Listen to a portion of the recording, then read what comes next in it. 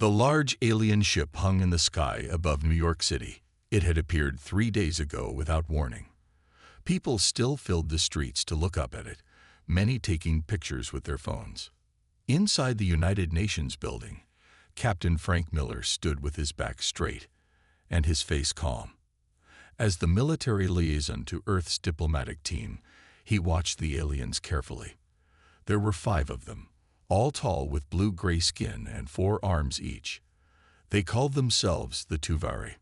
The leader, High Counselor Xarvek, spoke in perfect English. The Galactic Council welcomes Earth as a potential protectorate species. This is a great honor. Ambassador Lisa Johnson smiled politely, but Frank could see the tension in her shoulders. She had been studying the treaty documents all night. "Thank you for this opportunity," Lisa said. "However, we have some questions about these terms." Frank watched the main alien's face. Did its eye spots just narrow? Hard to read alien faces. "Of course," Xarvek said, "though the terms are standard for all new species." Lisa opened her tablet. Section 47 limits Earth ships to our solar system only. Section 83 requires us to provide resources at rates set by the Council. Section 112 gives Council inspectors full access to all our technology. Frank noticed the other aliens shifting uncomfortably. "These are protective measures," Xarvek said quickly. "Space is dangerous. There are 27 species in the Council, and all follow these rules." "All of them?" Lisa asked. "Even the founding species like the Tuvari." The alien's skin darkened slightly. The older species have proven their responsibility. Later that day, Frank met with his intelligence team in a secure room. A young analyst named Olivia Garcia stood up with her report. "We intercepted communications between their ship and someone else," she said. "They were speaking in their language, but we've partly translated it." She showed a message on the big screen. "Humans seek earning independence. Expansion must be attained.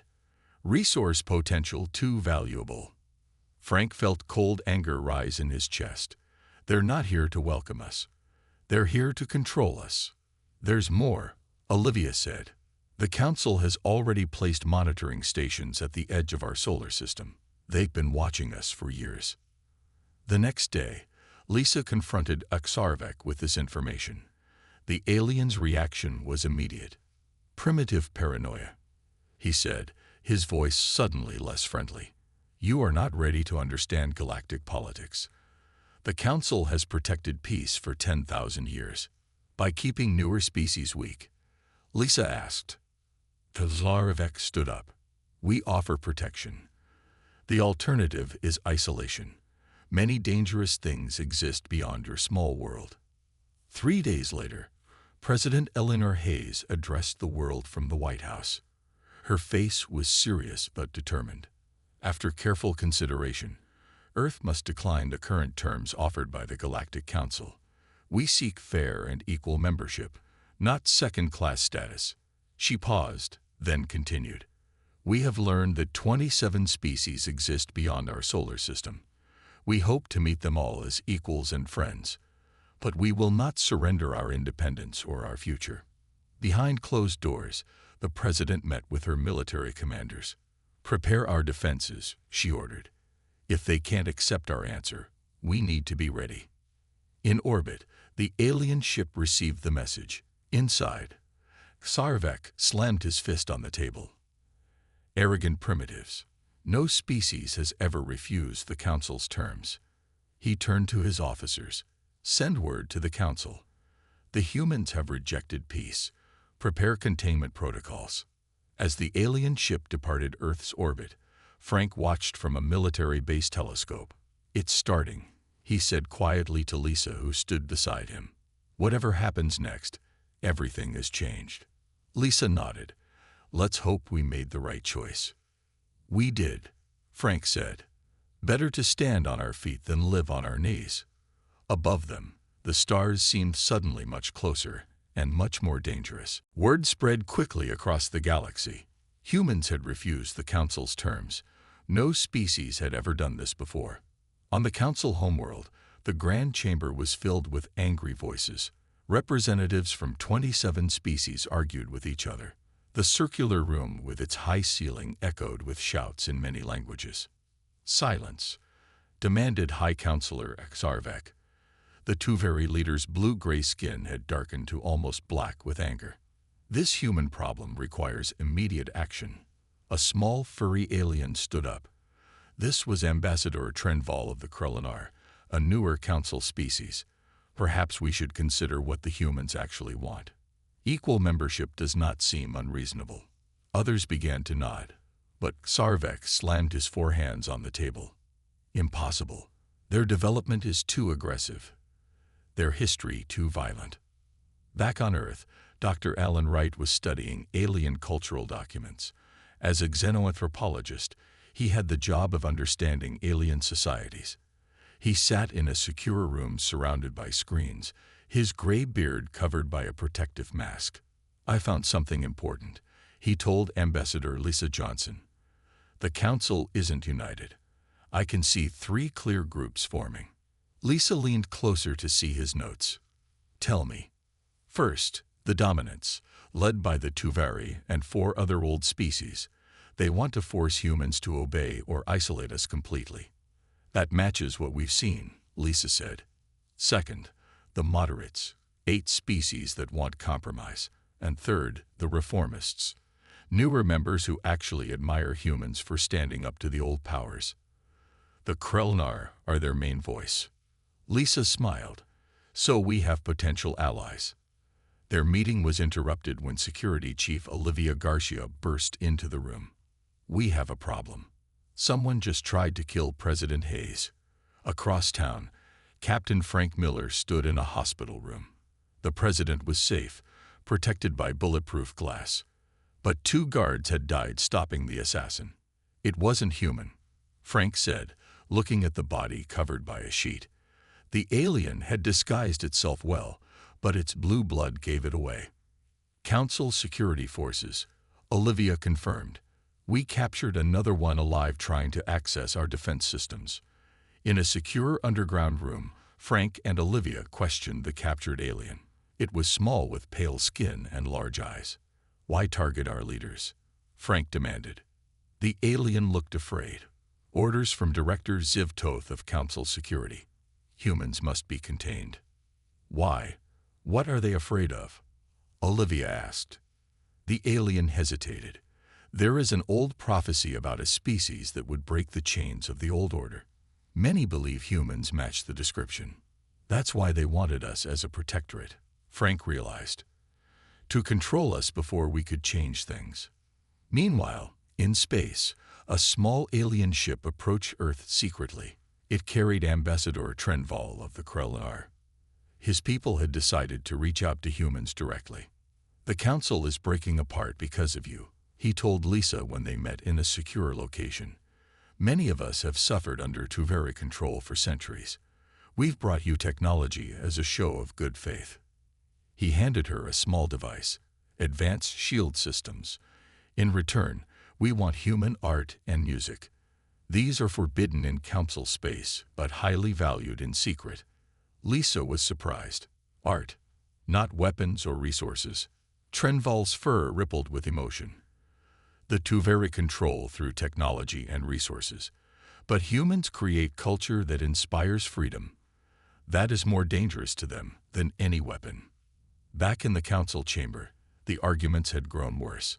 7 species now openly sided with the Krelinar, questioning Tuveri leadership. Xarvek finally lost patience. "Enough. The Council has voted. Earth will join as a protectorate or face complete isolation and possible military action. This is our final word." The Council was splitting apart, and war seemed certain to follow. Earth changed quickly in the weeks after the Council's ultimatum. Factories that once made cars now built ship parts. Soldiers trained day and night. Everyone worked together, knowing what was at stake. Admiral Greg Donovan stood on the observation deck of Earth's largest space station. Below him, workers converted civilian ships into warships. At 55, Greg had gray hair and a serious face with deep lines. He had never expected to lead humanity's first space navy. "How many ships will be ready this month?" he asked his assistant. 23, sir, but they won't match Council technology." Greg nodded. "Numbers matter too. And our people don't give up easily." On the ground, General Nicole Peterson directed defense preparations. She walked through a training field where soldiers learned to use new weapons developed from alien technology shared by the Krelnar. "Move those shield generators closer together," she ordered. "If the Council attacks cities first, we need to protect civilians." Nicole had been a peacekeeping commander before, but this was different. This was defending home. Meanwhile, Ambassador Lisa Johnson maintained communication with friendly alien species. Today she met with 3 different ambassadors in secret locations. The Council had spies everywhere. "The Tuvari are losing control," the Krelinar ambassador Trenval told her. 7 species now openly question them, and 5 more do so privately. Lisa nodded. "Every day we gain new allies. But we still need time." Time was what Dr. Alan Wright and his research team needed too. They studied Council weapons systems day and night in a secured lab. "Their ships have a weakness," Alan explained to Captain Frank Miller. "Their shield generators are always located in the same position. Hit them there, and the whole ship becomes vulnerable." Frank looked at the diagrams. "This could save many lives." "Good work." But the most exciting development came from Mars Colony. Engineer Eric Butler had created something new. He was young, only 32, with wild red hair and endless energy. Today he demonstrated his invention to Admiral Donovan and President Hayes via secure video link. "I call it the butterfly drive," Eric said, showing them a small ship. "Watch this." On screen, the test ship moved in ways no ship ever had before. It changed direction instantly, without slowing down. It moved sideways and even backward at full speed. "Impossible," Admiral Donovan whispered. "Not impossible," Eric said with a smile. "Just new physics. Council ships are faster, but they move like bullets, straight lines only. Our ships will dance around them." President Hayes nodded with approval. "How soon can you install these on our fleet?" "Production starts tomorrow. Every ship will have one within 2 months." But time was running out. Security Chief Olivia Garcia's spy network reported that Council forces were gathering. The Tuvari pushed for immediate action, afraid of human innovation. In the darkness of the Kuiper Belt, at the edge of Earth's solar system, the first shots were fired. A small Earth patrol ship detected Council scout vessels placing monitoring devices. The Earth captain sent warning signals, following protocol. The Council ships responded with weapons fire. "Evasive action," ordered Captain Jeff Brown. His ship, the Vigilant, shook as enemy fire hit their shields. "Shields at 60%, his officer reported. Captain Brown had his orders. "Return fire. Aim for their shield generators." The Vigilant fired, hitting one Council ship exactly where Dr. Wright had indicated. The alien vessel's shields collapsed completely. The second shot disabled it, but the other Council ship managed to fire again before retreating. The Vigilant suffered heavy damage. 3 crew members died. The first battle was over. It had lasted less than 5 minutes. War had begun. 1 month after the first battle, large Council ships surrounded Earth's solar system. 50 warships formed a ring, blocking all paths in or out. Their message was simple: humans must stay in their solar system. Admiral Greg Donovan gathered his captains on the space station. "We call this Operation Breakout," he said, pointing to a map of the blockade. "We need to punch holes through their line to reach our allies." Captain Ryan Davis listened carefully. At 38, he was one of Earth's most experienced space pilots. His ship, the Intrepid, was chosen for the most important mission. "Captain Davis," Admiral Donovan said, "your ship will carry Ambassador Johnson through the blockade to meet with the Krelinar. You leave tonight." Ryan nodded. "We'll make it through, sir." The Intrepid was Earth's newest ship. It carried the butterfly drive that engineer Eric Butler had invented. The crew was nervous but ready. "All systems ready, Captain," First Officer Sam Kelly reported as they prepared to leave Earth orbit. Ambassador Lisa Johnson looked out the window at Earth growing smaller. "So much depends on this mission," she said quietly. "We won't fail," Ryan assured her. The Intrepid accelerated toward the edge of the solar system. 2 Council ships spotted them and moved to intercept. "Enemy ships approaching," Sam announced. "They're charging weapons." Ryan smiled. "Time to show them what the butterfly drive can do." "Activate." The ship suddenly moved sideways at full speed, confusing the Council ships. Their shots missed completely. "They can't track us," Ryan said. "Fire at their shield generators." The Intrepid's weapons hit both Council ships exactly where Dr. Wright had indicated their weakness was. The alien vessels lost power immediately. "We're through the blockade," Sam shouted as they passed into open space. But their journey had just begun. 3 days later, they detected a distress signal. "It's a transport ship," Sam reported. "Not military." Ryan made a quick decision. "Change course to intercept." They found a damaged ship drifting in space. It carried refugees, aliens from different species fleeing Council worlds where riots had broken out. "The Council is falling apart," one refugee named Julnera told them. She was tall and thin with silver skin. When humans refused their terms, many planets began to question everything. Lisa interviewed Julnera and learned she had been a Council scientist. "The Tuvari don't invent technology," Julnera explained. "They steal it from other species, then keep those species weak so they can't compete." Back on Earth, Captain Frank Miller and Security Chief Olivia Garcia made an important discovery. "We found a hidden Council base on Pluto," Frank reported to President Hayes. "They abandoned it when the blockade started." Olivia added, "But they left their communication equipment. We can now access the Council's secure network." What they found was alarming. "They're planning a massive attack on Earth," Frank said. "All major cities at once." The president looked grim. "When?" "1 week," Olivia answered. Meanwhile, Admiral Donovan prepared for the biggest battle yet. Council ships were gathering near Saturn. The entire human fleet moved to meet them. 3 times our number, Greg told his captains over the communication system. "But we have the butterfly drive. Remember your training." The Battle of Saturn began at dawn, Earth time. Council ships formed a perfect line, their weapons ready. Human ships seemed chaotic in comparison, moving in unpredictable patterns. "Commence attack," ordered Admiral Donovan. Human ships darted forward using their new drives. They moved in ways the Council had never seen, appearing behind enemy ships, attacking their weak spots, then vanishing before the aliens could respond. "It's working," Greg shouted as the first Council ships lost power. By the end of the day, 17 Council ships were disabled. Only 3 human ships were lost. The blockade was broken. News of the human victory spread across the galaxy at light speed. The Council had never suffered such a defeat. Everything was changing. News of the human victory at Saturn hit the Council like an explosion.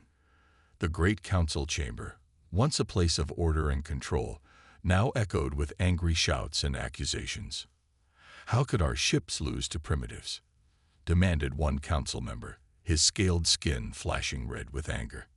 High Councilor Tarvek could barely keep order. "Silence. This is a temporary setback." But it was more than that. Multiple screens around the chamber showed images of riots on 7 different Council worlds. People were in the streets, demanding freedom from Tuvari rule.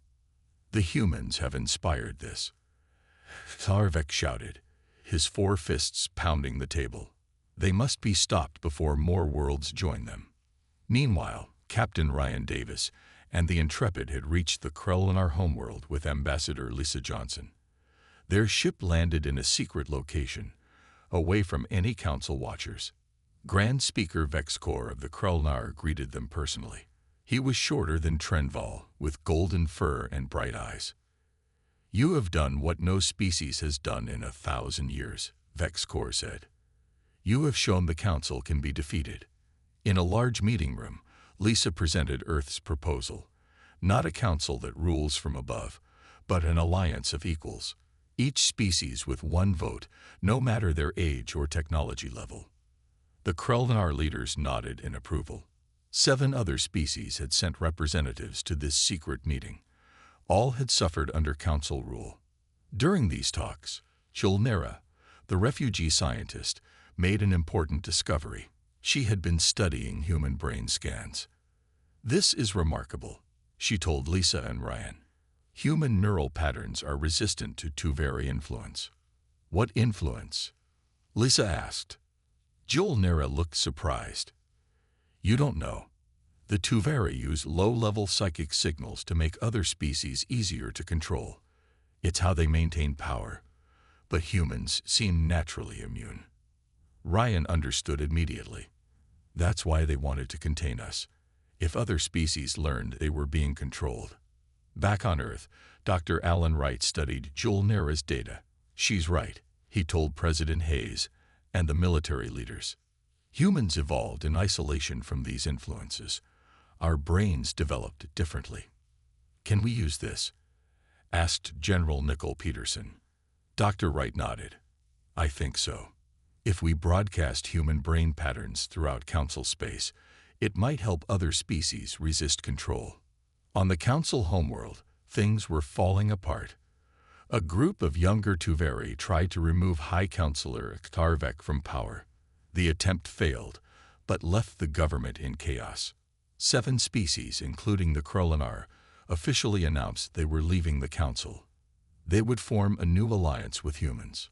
Exarvek watched as his perfect system crumbled. "Prepare the Omega fleet," he ordered his commanders. "We will end this human problem once and for all." President Hayes stood before the United Nations on Earth.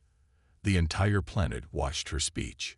"Today we begin Operation Truth," she announced. "Using the Council's own communication network that we accessed from their base on Pluto, we will broadcast evidence of their corruption and control across the galaxy." The broadcast included testimonies from Julnera and other refugees, details of Council deception, and human brain patterns that helped other species resist Tuveri influence. Across the galaxy, billions of beings watched these transmissions. On dozens of worlds, people took to the streets, demanding freedom. The Council was breaking apart faster than anyone had expected. 7 species had already left officially. 5 more were in open rebellion against their Tuveri controllers. But the Tuveri and their closest allies weren't done. As their control slipped away, they became more dangerous. "They're gathering their remaining forces," Security Chief Olivia reported. "Every ship they have left is moving toward Earth." Admiral Donovan looked grim. "How many?" "Nearly 200 ships. It's their entire fleet." The final battle for Earth was coming, and despite their victories, humans were still outnumbered. The sky over Earth filled with enemy ships. 200 Council vessels appeared in formation, their weapons glowing with power. High Councilor Zarvek himself led the attack from his massive command ship. "Today we end the human problem," Zarvek told his officers. His voice was cold. "No mercy. No survivors." On Earth, warning sirens blared in every city. People rushed to underground shelters as defense systems activated. Admiral Greg Donovan had only 60 ships to defend the planet. Most of Earth's fleet was helping their new allies. "Deploy in defensive formation," Greg ordered. "Protect the population centers first." The battle began with a massive barrage from the Council ships. Earth's defenses held it first, the shield technology from the Krolnar absorbing the attacks. But there were too many enemy ships. Soon Council landing craft broke through, touching down in Africa and Asia. Alien soldiers poured out, attacking human cities. General Nicol Peterson coordinated the ground defense from a bunker beneath Denver. "Hold the line." She ordered troops around the world. "Reinforcements are coming." In orbit, Admiral Donovan watched helplessly as more council ships broke through. "We need more time," he said. "Captain Miller, you're authorized for Operation Spearhead." Captain Frank Miller led a small team of special forces in a stealth ship. Their mission: board Sarvek's command vessel and disable it from inside.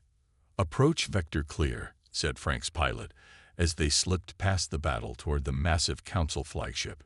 Using technology developed by Eric Butler, their ship was practically invisible to council sensors. They docked at a maintenance port and entered the alien vessel. "Move quietly," Frank told his team. "We need to reach the central control room." As they moved through the ship, Frank's team placed small devices on key systems. These devices, created by Dr. Wright based on Joel Nera's information, could disrupt the ship's power. Meanwhile on Earth, the situation grew desperate. Council forces had established footholds in major cities. Millions of people were in danger. "Where is our fleet?" President Hayes asked from the Emergency Command Center. "Still 8 hours out," replied Security Chief Olivia. "Captain Davis is bringing every ship we have, plus our new allies." The president looked at casualty reports with a heavy heart. "We may not have 8 hours." Back on the council flagship, Frank's team reached a secure area marked with strange symbols. Inside, they found something unexpected: rows of ancient machines connected to Tuveri bodies. "What is this?" one team member whispered. Frank took pictures to send back to Earth. "I don't know, but it's important." When these images reached Dr. Wright and Joel Nera, they made a shocking discovery. "These are mind control devices," Joel Nera exclaimed. "The Tuveri themselves are controlled by AI systems. These were implanted centuries ago by a species that's now extinct." "Can we use this?" asked Dr. Wright. Joel Nera nodded. "If we create the right signal, we might disrupt the control systems." Engineer Eric Butler worked with Joel Nera to develop this signal. "It's ready," he told the president. "But we need to transmit it from inside Sarvek's ship." Frank received the new orders as his team approached the command center. "We need to access their main communication system," he told his team. Fighting broke out as they were discovered. 2 of Frank's team were killed, but they reached the communication control room. "Uploading the signal now," Frank said as he connected Eric's program to the ship's systems. Throughout the flagship, the effect was immediate. Tuveri officers suddenly stopped, confused. Some removed their helmets, looking around as if seeing clearly for the first time. In the command center, High Counselor Sarvek collapsed. The control AI in his brain short-circuited, freeing him from centuries of programming. The attack faltered as commands stopped coming from the flagship. Many council ships simply stopped firing, their Tuveri crews suddenly free from control. Just then, a massive fleet appeared at the edge of the solar system. Captain Ryan Davis led 500 ships, human vessels alongside those of their new allies. "This is Captain Davis of Earth," he broadcast to all ships. "The Tuveri were being controlled. The real enemy has been defeated. Stand down, and we can end this war." One by one, the council ships powered down their weapons. The Battle of Earth was over. Frank's team secured High Counselor Sarvek, who was now a confused and disoriented being, free from AI control for the first time in his life. "What have we done?" were his first free words. 6 months after the Battle of Earth, representatives from 32 species gathered in Geneva, Switzerland. The grand meeting hall was filled with beings of all shapes, sizes, and colors. Some breathed different air and wore special suits. Others floated instead of walked. This was the founding of the Galactic Concordat, a new alliance to replace the fallen council. Ambassador Lisa Johnson stood at the center podium. Behind her sat President Hayes and leaders from Earth's nations. "We gather today not as rulers and subjects, but as equals," Lisa began. "The old council's time has ended. Today we create something better together." In the front row sat representatives of the freed Tuveri. Without the AI control systems, they were a changed species. Their leader, Zarvol, had once been a minor official. Now he spoke for his people. For 10,000 years, my people were slaves to machines we didn't know existed, Zarval said when it was his turn to speak. We caused great suffering while not being truly ourselves. We ask forgiveness and the chance to make amends. The new Concordat Charter, written largely by Lisa with input from all species, established key principles. Each species had one vote regardless of age or technology. Knowledge would be shared freely, and all members pledged mutual defense. Captain Frank Miller stood with Security Chief Olivia Garcia at the back of the hall. They now led the Concordat Security Force, with members from 20 species working together. Did you ever think refusing those peace talks would lead to this? Olivia asked. Frank shook his head. Not in my wildest dreams. But sometimes you have to say no to a bad deal to get something better. Dr. Alan Wright led the new Galactic Knowledge Exchange. His first project was collecting and sharing technologies the old council had suppressed. Every species has something unique to offer, he explained to the assembly. The Krelnar have advanced shield technology. The Zilar understand medicine like no others. And humans have our creativity and adaptability. One of the most important discoveries came from studying the AI control systems removed from two very brains.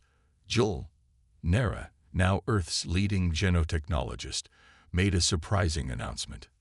These AI systems are over 20,000 years old, she told the gathered delegates. They were created by a species called the Ancients, who apparently destroyed themselves through their own technology. The AIs continued their programming long after their creators were gone. Engineer Eric Butler received special recognition when the butterfly drive became standard technology for Concordat ships. At 33, he was now leading efforts to develop new transportation systems for all member species. Innovation happens when different perspectives come together, Eric said. No species alone would have created this drive.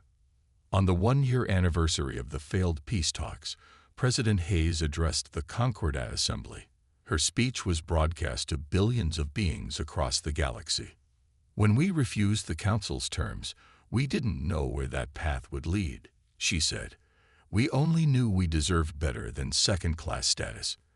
By standing firm, we not only secured our own freedom, but helped liberate countless others. 1 month later, Captain Ryan Davis took command of the Concordat's flagship, the Unity. The massive ship carried a crew of 300 from 17 different species. As they prepared for their first mission to explore regions previously restricted by the old council, Ryan looked around the bridge. Humans worked alongside beings who, just a year before, had been enemies or strangers. Captain, all systems ready, reported First Officer Kelenar, a Krelnar who had once served in their defense forces. Thank you, Ryan said. Signal all stations. The Unity is departing. As the ship moved away from Earth, Ryan thought about how it all began, with humans simply refusing unfair peace talks. That small act of defiance had changed the galaxy forever. Sometimes saying no was the first step toward a better yes.